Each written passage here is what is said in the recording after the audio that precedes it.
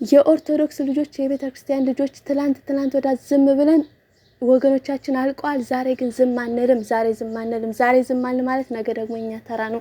እኛ ዝም ብለን እኛ የኦርቶዶክስ የቤተክርስቲያን ልጆች እያለን ቤተክርስቲያን አሳድጋ እዚህ ደረጃ አድርሳነ እኛ ዛሬ ለሃይማኖታችን ካልተቆረቆርን ለቤተክርስቲያን ጠበቃ ሆነን ካልቆምን ክርስቶስ ስለኛ ሲል ዋጋ ከፍሎ ያስረከመን ቤተክርስቲያናችን ዛሬ ላይ እኛ ካልታደግናት ማንም መጥቶ ሊታደግልንና ሊያስከብርልን አይችልም። መጀመሪያ እኛ ራሳችን አንድ ሆነን ራሳችን ተከባብረን ነው ቤተክርስቲያናችን ማስከበር ያለብን። ስለዚህ ሁላችሁም ዝም አትበሉ። በዚህ ሰዓት አንድ ኦርቶዶክስ ዝም ማለት የለበትም። እህት ወንድሞቼ ንቁ። ተኝተናል፣ እኛ ተኝተናል እንዴ? እኛ ያለን ወገኖቻችን አንድ ሰው ማተብ ስላሰረ ብቻ አንገቱ ላይ መስቀል ስላለ ብቻ የሚታረድበትና የሚገደልበት ጊዜ ቤተክርስቲያን ልጆቿ መመኑ ያለ ሲቃጠል ዝም ብለን ማየት እስከ መቼ? እንዴት ነው ዝም የምንለው? ለምንድን ነው የምንተኛው?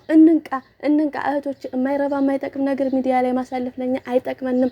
የሚጠቅመንን አንድ ሁነን እኛ ራሳችን ተደራጅተን ጥላቶቻችንን ራሳችን ማሸነፍና መዋጋት እንችላለን።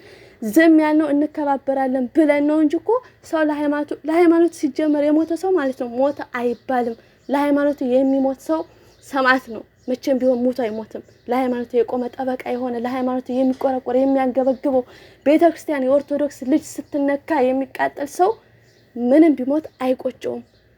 ሞት አንዴ ነው፣ ደጋግመን አንሞትም። ስለዚህ ክርስቲያን ወገኖች እህት ወንድሞች ዝም እንዳትሉ። ምንም ፍትህ አንልም። ፍትህ ለማን ነው ፍትህ የሚባለው?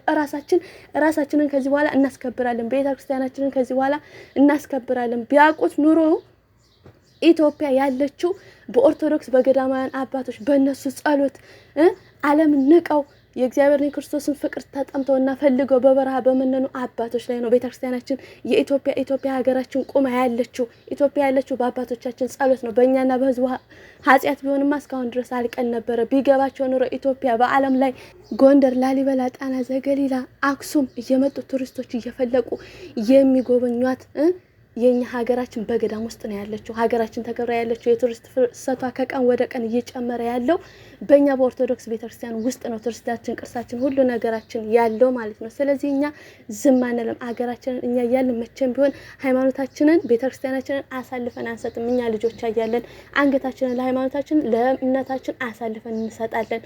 ደግሞ እግዚአብሔርን የያዘ ክርስቶስን የያዘ ሰው መቼም ወድቋ አይወድቅም።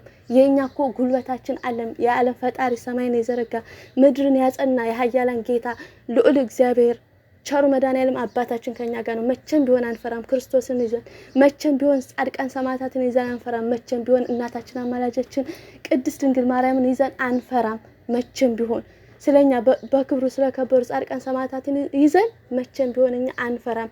ስለኛ የሚዋጉልን የሚሞቱልን፣ ስለኛ የሚጸልዩልን፣ ነፍሳቸውን የሰውልን ጻድቃን አባቶች ቅዱሳን አባቶች አለን። መቼም እነሱን ይዘን አዎ ዝም አንልም። መቼም ቢሆን ዝም አንልም። እስከዛሬ ዝም ያልነው ይበቃናል። ከዚህ በኋላ ግን ዝም አንልም። ዝም ማለት ፍራቻ አይደለም፣ ክብር ነው።